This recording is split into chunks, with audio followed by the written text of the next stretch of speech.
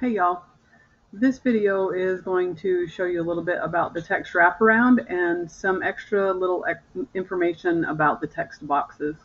So one of the things that we struggle with is these text boxes get to be so huge and they get in the way of other things.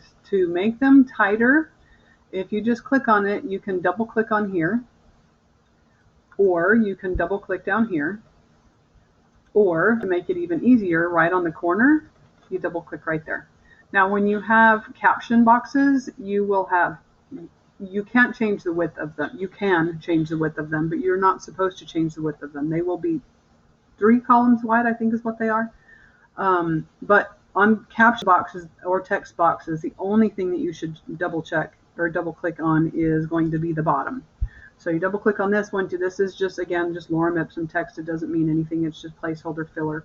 So I'm going to double click on this and make it so it tightens. But if I do that, when I try to wrap it, it's going to go kind of wonky on us. So I'm going to pull that one down, make sure that this one is tight and that this one is tight. And then I'm going to come in here and I'm going to put the wraparound on the picture, on the cutout. So we're going to go click on the wraparound. This is the little object right here. So text wrap. And look what happens to our text boxes. First and foremost, on the picture, we're going to address this in a second. On the picture, see all these little nodes right here? Well, you can change these. You have to be on the direct select tool. This is the A key. You can pull these and change them if you want to. However, we don't really need to in this case. I don't usually like to have all of these, but this is just the fastest, easiest way. This is selected to the wraparound is set to the contour options of the select the subject. So it's just going to find it. Now this could cause problems, and if that was an issue, then we would just come down here and we could come out and make it really simple. So we're going to come over here. Oh, come on. Got to be right on there.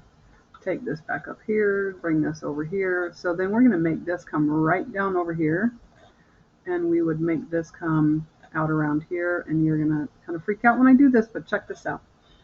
With this, if you zoom in really tight, you can see little grab handles. And over here, get these grab handles if you can get a hold of them.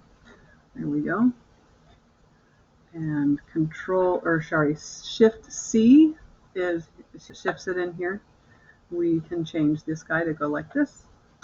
Back to the A key, and we can pull this guy down here. You can click the plus key, and you can add pieces to it. Anchor points is what those are called. And I'm also going to do Shift C again, convert this one right here, so that it's completely angled. I'm going to go back to my A key and pull it back out here. Now, I don't have any text that's wrapping down here, and that's going to make that really huge, really small. Sorry. Control spacebar. So we'll go back tight on that. Okay, so what are we going to do with these guys? Well, when you click on it, you have to be on the V key. When you click on it, let me show you. If you're on the A key, it's not going to give it to you. It's not going to give you it did. Make a liar out of me. So we got to right click on this box and get to the text frame options. And right down here, we're going to say ignore text wrap.